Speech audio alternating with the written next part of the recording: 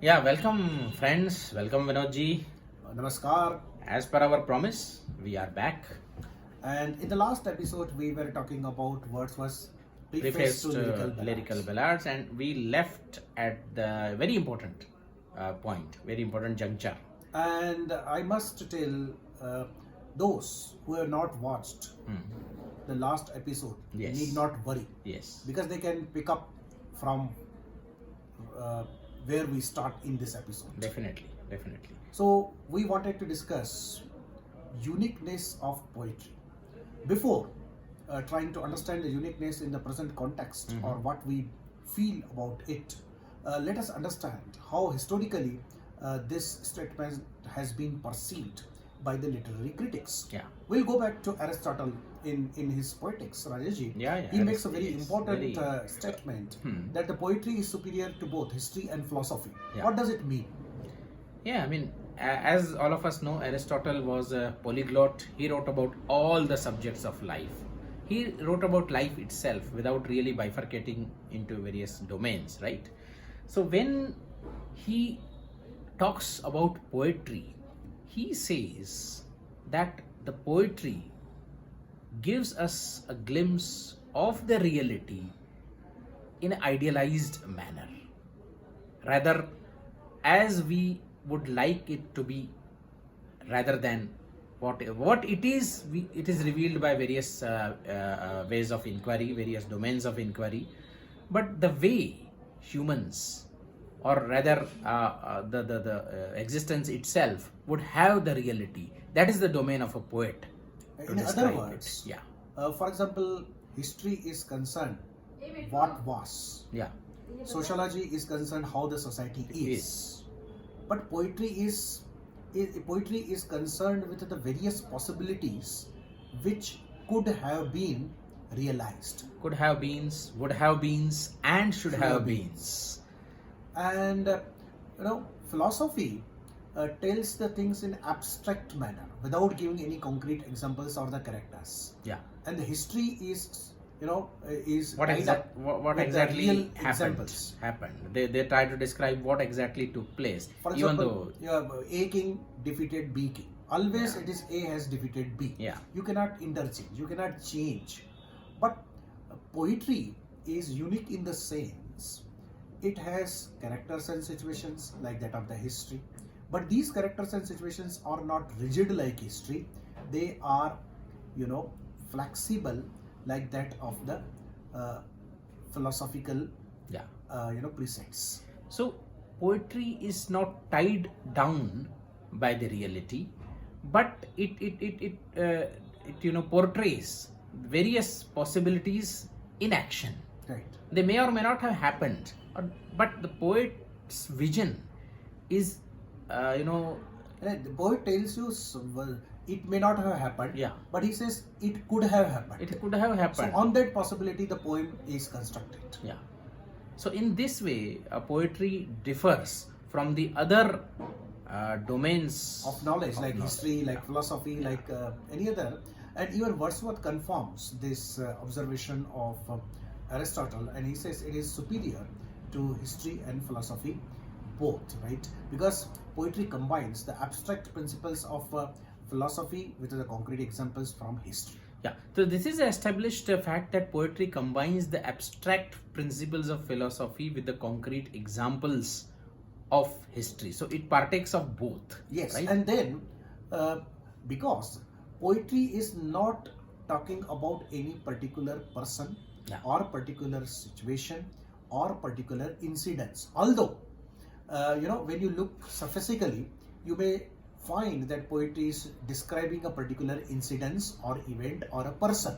But when you go at the deeper level, this description of a particular situation or person is generalized and it can be applied to any other such Yeah. person or situation. So it illustrates some principle, some pattern, something.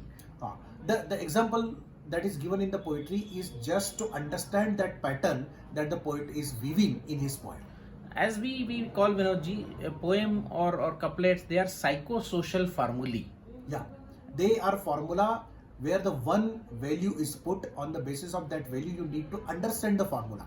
But you should not confuse the formula with the value. Yes. You can change the value and allow the formula to have the same pattern. Yeah. So the relation between the different variables continues the same. So poetry tries to elucidate this. Right. So poetry is general principle. In a simple words, it's a general principle. It is a principle. It is some statement. It tells you certain element of the truth, but it is applicable to large number of situations. Now here, Vinodji, people would argue, they may say that science also does the same thing. It also finds the patterns and it applies them to the generalizes them. So how can we distinguish between science on one hand and poetry on the other? It has been a point of contention for many years between the various thinkers, amongst various intellectuals. In the first place, we need to admit that the material of science belongs to objective knowledge. Yeah, maybe it's a physical reality, Yes. with which the science is primarily concerned. Primarily, or rather, in toto. It's concerned with the physical laws, physical reality, which is objective, that is universal, verifiable. And nowadays, the science claims that everything is reducible, material reductionist paradigm of science. Wordsworth also recognized it. At one point, Yes, he said botanist would even dig up the grave of his mother and plant trees over there and study the patterns. Yes. He would plant the trees over the grave of his mother. Exactly. The science is objective. Yeah. It does not care for your feelings, for your likings and dislikings, for your approval or disapproval. It has nothing to do with that. On the other hand, poetry belongs to the domain of subjective inner experience. This is very important. It is a subjective experience. Yes. It is inner experience.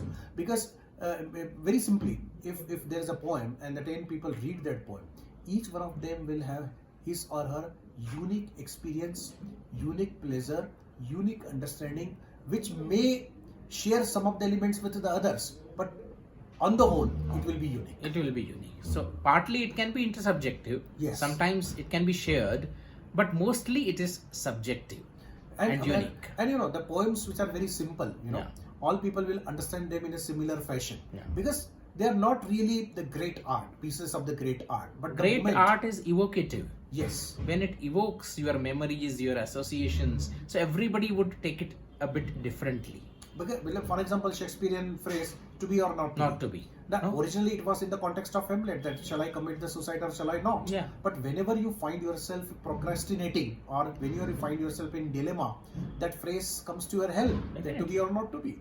So everybody can have, can contextualize that phrase in his or her unique situation.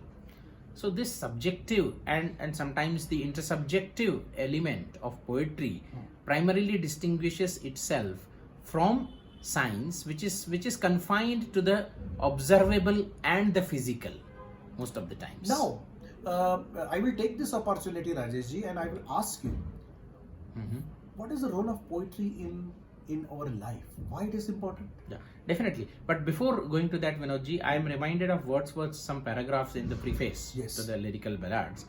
He says it was written in 1801, Yes. when science was making rapid strides. Yes. He has dealt with it in a couple of paragraphs, and he says science is progressing, and maybe a day will come when science will pervade all the spheres of our existence, Yes. as it is promised now. Yes. Still, poetry will be unique and important because the poetic truth of a poet differs from that of a scientist in a way that a scientist can uncover the structure of an atom. The scientist can uncover the wonders of electricity. But the poet, as we have already discussed, poet deals with the lived experience of all those things. That lived experience, the unique experience. Yeah, what you say, it comes, it takes me to very important realization. So we have reached perhaps the stage where majority of the things are performed with the help of AI, robotics, and all this modern science and technology. But in spite of that, human beings are ultimately human beings. Yes. Without if you take away feelings, for example, Yeah. if you take away imagination from human beings, I think we'll be absolutely useless. We'll be meaningless. Our existence will be meaningless. Because our reactions, our things are dependent on our free. We have free will, we have consciousness, we have qualia, subjective experience, and whatever the current scientific discourse may say, current scientific discourse rejoices in denying all of them. Basically, whatever you can't study quantitatively through the scientific paradigms, your science tends to deny it in toto. In an understandable Yeah. language, Yeah. science can provide you means, Yeah. but the poetry provides you meaning. Meaning, yes. Science may provide you the text. Yeah. It is the text, that is, you can understand anything. Yeah. But the poetry provides the context to live. Yes. And the science may give you resources, but the poetry will give you that attitude to enjoy those resources. Yeah. So in that sense, poetry basically is a sustaining power in my words. If somebody appreciates poetry, if somebody reads poetry, if somebody writes poetry, definitely that person would appear different in the sense he would higher level of empathy, sensibility, sensitivity, imagination, and he would value human relations with a greater commitment than those who ignore poetry. Somebody may not like my statements, but I am inclined to think on these lines. Yeah, definitely. I mean, this is what we think, that poetry infuses you with the meaning as well as with the urge to enjoy life, live the life, So, in one word, people have tried to summarize it, the transcendence. But of course, it is again loaded with many meanings. But a poet is in a trance and he can entrance you. Yeah. As Coleridge also said in one of his poems. Yeah. That's why many And times poetry people are simply makes human beings better human beings. Greater people with the greater sensibility. Yeah. So this approach, maybe it is not verified by the empirical studies, psychological studies should be conducted to lend empirical support to all these assertions. And another important function of the poetry helps you to understand life. Yeah. It helps you to understand the deeper meaning of life. Because in single existence, in one life, nobody can experience all the things that are there in the world. Definitely. But by reading poetry especially, you can understand many other situations, events and experiences which may or may not be the part of your direct experience. Thus, it enhances your understanding of life. I would say that poetry gives you to experience many minds with your one mind. You can experience 100 minds maybe. It is an expansion of your understanding. It is a widening of the horizons of your wisdom. I would call poetry psychedelic. It expands your mind, your soul, right? Your psyche. And poetry connects you with the other people. The greatest challenge, one of the greatest challenges of the modern time, that we all have shrunken into our own prisons. We are almost an island in ourselves. So poetry provides the necessary bridges. You can connect yourself with the other people, because through imagination. And the A.K. Ramanujan, one of the celebrated poets from India, English poet, he had said wonderful things, that we could connect ourselves with other only through the linkages of imagination and emotion. And poetry epitomizes both emotion as well as imagination. If you want to find both together, you can head nowhere else but to the poetry. It can be illustrated by the example of love. When you love somebody, why you love somebody? It's not simply that you love the body of the person or the beauty of the person. No. But imaginatively you are connected with that person. Yeah. At the emotional level, you are connected with that person. If the other person feels bad, you also feel bad, because emotionally you are tied up with that person. So emotion and imagination are the very important tools that help you to be in touch with others, and the poetry awakens that. Definitely.